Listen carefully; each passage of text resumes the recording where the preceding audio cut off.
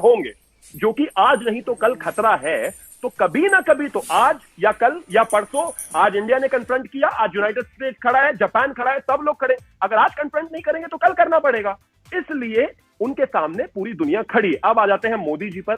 आपने जो कहा कि मेरे देश के लीडर हैं, आरजू तो खासतौर पर आती रहती है इंडियन टीवी चैनल्स पर, और कमाल की बात यह बड़ा कोइंसिडेंस कि आपकी लैंग्वेज और उनकी लैंग्वेज जब आपने बोलना शुरू किया वो शुरुआत से मैच होने लग गई थी।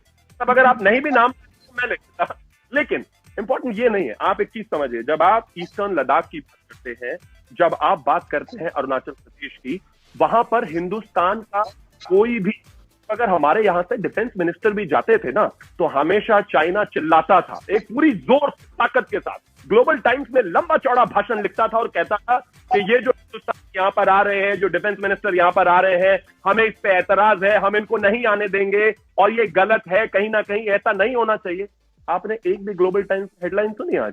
मेरे देश के प्रधानमंत्री वहां खड़े होकर बहुत लंबा चौड़ा भाषण देखा है। विस्तारवादी नीति किसकी है? रोज आप अखबार में जर्नलिस्ट हैं तो लिखते भी होंगे और पढ़ते भी होंगे, सब जानते हैं एक्सटेंशनिस्ट कौन है। चाइना है। खुलकर कहा हिंदुस्तान के बारे में हिंदुस्तान के प्रधानमंत्री ने कि सुनिए, आप जो ये नीति चला रहे हैं ये अब चलने वाली नहीं है। तो जब मेरे देश के प्रधानमंत्री वहां जाते हैं, मैसेज अपने आप क्लियर है। अब एक चीज बताइए, लद्दाख में जाकर पाकिस्तान को तो नहीं बताएंगे हम, जाहिर है चाइना को ही बोल रहे थे ना, तो जिसको समझना था वो समझ भी गए, 2 किलोमीटर पीछे चले भी गए। लेकिन जिन्होंने सरेंडर गांधी कहा और जिनके साथ मैं अभी बहस कर रहा हूं, वो ही नहीं समझे। बाकी सारी दुनिया भी समझ गई, आरजू काजमी भी मुस्कुरा रही है, वो भी समझ गई, चाइना ग्लोबल टाइम्स भी समझ गया, पीएलए भी 2 किलोमीटर पीछे चला गया, लेकिन आप समझना नहीं चाहते। देखिए, बात बिल्कुल साफ है। मैं आपको एक छोटा सा एग्जांपल और देता हूं। आज ही चीन के पूर्व मिलिट्री ऑफिसर जियोनल योंग ने कहा है कि चाइना के 100 से ज्यादा चीनी सैनिक यानी कि पीएलए को मारा गया। ये मैं नहीं कह रहा हूं, ये चाइना कह रहा है। ये वो देश कह रहा है जहां से रिपोर्ट्स बाहर नहीं आती। ये वो देश कह रहा है जहां से 70 मिलियन मोबाइल यूजर्स गायब हो गए कोरोना के बाद, और काउंट कितना दिखाया इस दुनिया को उसने, वो आप सब जानते हैं। मेरा सिर्फ कहना इतना है, तो कोई भी मुल्क हो, चाहे वो चाइना हो, चाहे वो पाकिस्तान हो, चाहे वो यूनाइटेड स्टेट्स, जापान, कोई भी हो, आज के समय में डेवलपमेंट इज द की। आप भी और मैं भी, आप जब आजाद हुए सेम टाइम हुए, सारी चीजें हुई। हिंदुस्तान कहां पहुंचा है आप जानते हैं, पाकिस्तान कहां है आप अच्छी तरह से जानते हैं, चाइना और भी कहां है ये भी आप जानते हैं। लेकिन द पॉइंट है, आज के जमाने में व्यापार करना एक मजबूरी हो सकती है, लेकिन आप अपनी सीमाएं कॉम्प्रोमाइज करके नहीं कर सकते। आप एक चीज बताइए, जब मई तक का स्टेटस क्वो था, सारी चीजें थी, और आप ही मुझसे कह रहे हैं कि मेरे देश के 20 जवानों को उसने शहीद किया। वो अलग है कि हमने उनके 56 से ज्यादा जवानों को शहीद किया और कुछ चाइनीज कह रहे हैं 100 से ज्यादा। तो गलत कौन हुआ?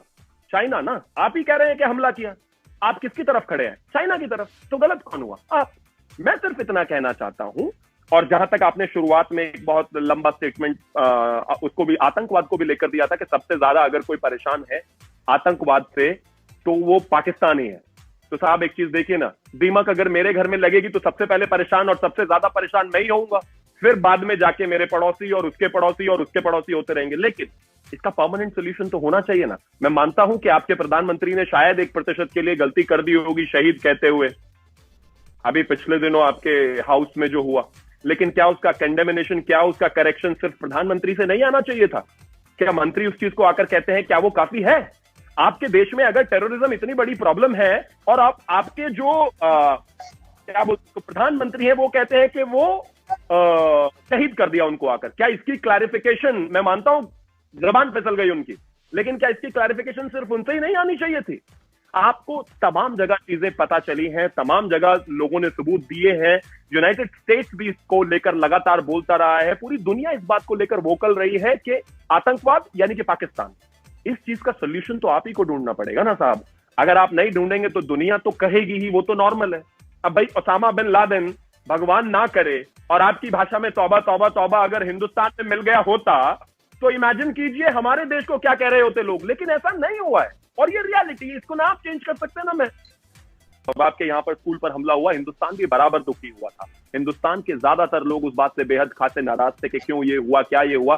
टेररिज्म चाहे आपके लिए हो, मेरे लिए हो, सबसे ज्यादा खतरनाक है बेहद। लेकिन आज ये बात, इस बात को भी कोई मानने को मतलब तैयार नहीं है कि कहीं ना कहीं आपने उसको सपोर्ट नहीं किया। अगर सरकारों ने सपोर्ट नहीं किया होता तो इतने फल फूले नहीं होते। आप देखिए ना, प्रॉक्सी वॉर की तरह लगातार इस्तेमाल करना टेररिज्म को कहां तक सही है? मैं कहता हूं आपको कि चलो ठीक है, हिंदुस्तान तो आपका बॉर्डरिंग स्टेट है, यूनाइटेड स्टेट्स तक पहुंच गए साहब आप बॉम्ब लेके, और फिर आप कहेंगे कि टेररिज्म हमारे यहां पर भी है। कोई बाय करेगा इस बात को? नहीं करेगा ना। मतलब एक there has to be a method to the madness. कम से कम किसी भी चीज के लिए एक लॉजिक होना बेहद अनिवार्य है। मैं कहता हूं, अब आप थोड़ा सा इस चीज को ले लीजिए, 71 में आपने बांग्लादेश को कहा, हम लगातार कहते हैं जिस तरह से इंडिया ने वहां पर रोल प्ले किया वो इंपॉर्टेंट है। आज बलूचिस्तान की जो कैजुअलिटीज और जो चीजें निकलकर आ रही है, खैबर पख्तून में क्या हो रहा है आप अच्छी तरह से जानते हैं, पंजाब सिंध में क्या हो रहा है आप अच्छी तरह से जानते हैं। जिसको आप आजाद कश्मीर का नाम देते हैं वो आपने लड़ाई करके छीना बेईमानी के बाद। आप जानते हैं 27 सितंबर 1947 में जो अग्रीमेंट हुआ था उसमें पाकिस्तान कहीं नहीं था, आपके कायदे आजम भी कहीं नहीं थे, उनका कहीं नाम भी नहीं था। गूगल करेंगे, अग्रीमेंट निकल जाएगा 2 मिनट में, उसके बाद आप समझेंगे उसको कि वहां से ही शुरुआत हो गई थी इस चीज की। जब कश्मीर में कबायली आए थे और इंस्ट्रूमेंट ऑफ एक्सेशन हुआ था, उस टाइम पाकिस्तान कहीं नहीं था साहब। Kashmir was all together an independent territory associated with India. ये तो आप भी जानते हैं, इसको तो मना नहीं करेंगे आप। लेकिन जिस तरह से वहीं से इन्वेजन चालू हुआ, वहीं से चीजों को बढ़ाना चालू किया गया, फिर एक समय के बाद उसके बाद 90s में आते आते किस तरह से आतंकवाद को बढ़ाया गया। आपने कहा कि हमारे यहां उसको जिहाद कहते हैं।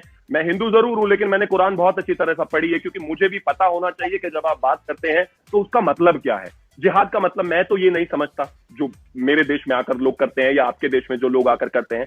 कहीं ना कहीं ये चीज है। 90s में हम लोगों को चीख चीख कर बताते थे, इंडिया हमेशा कहता था हम टेररिज्म से ज्यादा परेशान है, बेहद परेशान है, ये दिक्कतें हैं वो दिक्कतें हैं। नहीं मानता था वेस्टर्न वर्ल्ड, आज सारा वो भी मान रहा है। कहीं ना कहीं एक कॉमन कंसेंसस तो बिल्ड हो गया है पाकिस्तान के खिलाफ, और उसको तोड़ेगा कोई नहीं। मैं भी कुछ नहीं कर सकता, मेरा देश भी कुछ नहीं कर सकता, आप ही को कहीं ना कहीं उसको इरेडिकेट करके चीजों को लाना पड़ेगा। लेकिन उसके लिए बेहतर है एक प्रॉपर पॉजिटिव अप्रोच। आपने इमरान खान की बात को कहा कि हाँ उन्होंने गलत किया ये चीज, वेल वेरी गुड। मैं कहता हूं आई रियली अप्रिशिएट इट। आपने ऐसा कहा, बहुत बड़ी बात है। अपने देश में बैठकर, जहां पर DGISPR आसिफ गफूर साहब का कितना चलता है सब जानते हैं, और भी कितने लोगों का कितना चलता है सब जानते हैं, मैं ज्यादा उसमें नहीं जाना चाहता। लेकिन आपने कहा, मैं कहूंगा कि चलो ठीक है, जर्नलिस्ट अप्रोच बहुत अच्छी बात है। लेकिन ये छोटी छोटी चीज हैं जो अंतरराष्ट्रीय स्तर पर आने वाले समय में राइटिंग्स बन जाती हैं। आप मतलब वो दीवारों पर लिख जाती है, किताबों पर लिख जाती है, उनको नहीं मिटा सकते आप यूनाइटेड नेशंस में जाकर कहेंगे कि नहीं हम भी इससे लड़ रहे हैं, और आपकी इतनी लंबी चौड़ी स्पीच है जो पूरी दुनिया ने सुनी जब हमने एब्रोगेशन ऑफ 370 किया, और उसके बाद आप शहीद कहेंगे, तो इसको ऐसे तो नहीं भूला जा सकता ना। ये तो हिपोक्रेसी एट इट्स बेस्ट वाली चीज हो गई। मेरा सिर्फ पहले थोड़ा सा अमेरिका के परिप्रेक्ष्य में बात करते हैं। मेरे मित्र ने कहा फकर ने कि अमेरिका को अगर कुछ चीज चाहिए या फिर वो किसी चीज में इंटरेस्टेड होता है तो वो सिर्फ और सिर्फ बिजनेस है, या फिर जिस तरह से इकोनॉमी चाइना की बढ़ती जा रही है उससे उसको टेंशन है। आप एक चीज बहुत समझ लीजिए अच्छी तरह से, चाहे वो बायलैटरल टाइज हो, चाहे ट्राइलैटरल टाइज हो, चाहे किसी भी देश के किसी भी देश से संबंध हो, यहां पर ऐसा बिल्कुल नहीं है कि मेरी किसी देश से रिश्तेदारी है तो इसलिए संबंध चलेगा। यहां पर वो परिवार वाला माहौल नहीं है। हर कोई मुल्क हर किसी से अगर जुड़ा हुआ है तो सम वे और दी अदर कहीं ना कहीं उनके इकोनॉमिक ट्रांजैक्शंस को लेकर, उनके फायदों को लेकर, चाहे वो अमेरिका हिंदुस्तान से जुड़ा हुआ हो, चाहे वो चाइना किसी और से जुड़ा हुआ, पाकिस्तान चाइना से जुड़ा हुआ हो, हर जगह इकोनॉमी ही इन्वॉल्व है।